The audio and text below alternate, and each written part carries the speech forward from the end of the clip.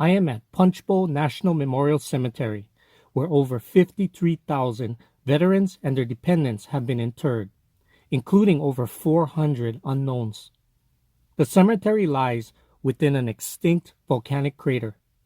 I'm here today on the southern rim of the crater because this provides the perfect vantage point to see the terrain of a battle that occurred over 220 years ago. In 1795, the Battle of Nuuanu culminated 6 miles from here deep in Nuuanu Valley at the Nuuanu, which at the time was a 1,000-foot high cliff. The remnants of the army of Chief Kalani Kupule were forced off the cliff by the invading forces of Kamehameha the Great. This is part of the story that everyone knows, but not many realize that the battle actually began here at the foot of the Punch Bowl crater.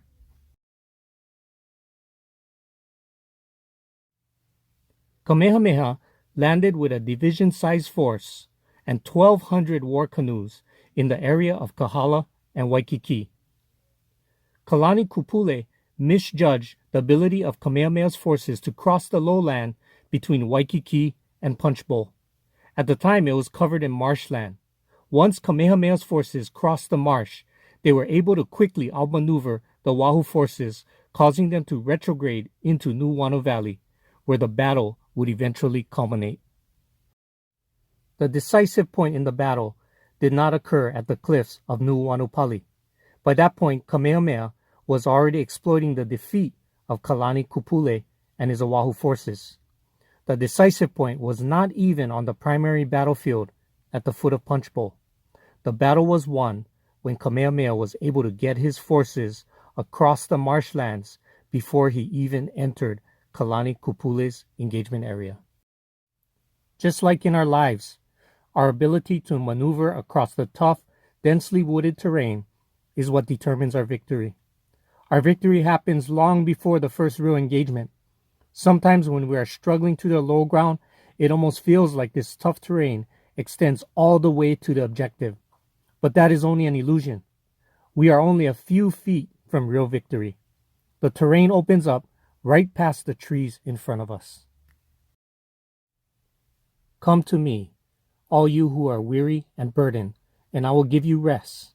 Take my yoke upon you and learn from me, for I am gentle and humble in heart, and you will find rest for your souls.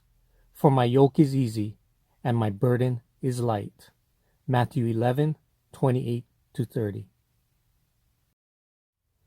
What if our burden is not easy and light? That's when we lay down our burdens at the foot of the cross. We cannot lay it down only to pick it up again. We have to leave it down. No matter how comfortable it feels to pick up our burden again, we need to battle against that desire and focus on the promises of God. When Jesus picks up our burdens for us, then it becomes easy. But he can't pick it up if we keep fighting him and picking it up ourselves. When we get bogged down, we have to cling to God's promises, stay in fellowship with other believers, pray together, and pray aloud. Fight the urge to pick up your burdens no matter how comfortable it feels. Phone a friend if you have to.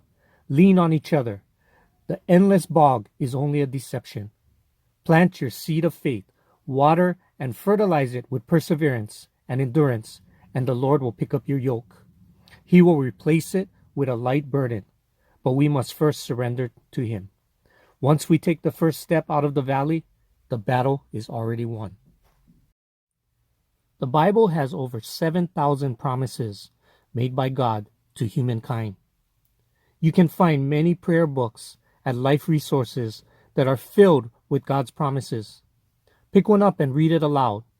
Come see me in the Connection Lobby on the weekend if you're looking for a recommendation.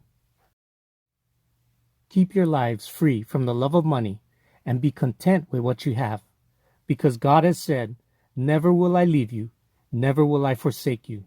So we say with confidence, "The Lord is my helper. I will not be afraid. What can mere mortals do to me?" Hebrews 13:5-6.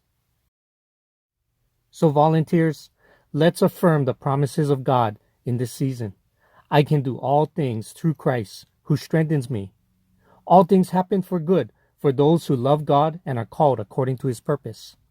For I know the plans I have for you, declares the Lord, plans to prosper you and not to harm you, plans to give you a hope and a future. Let's pray out loud, recite his promises out loud, and pray in the Spirit on all occasions.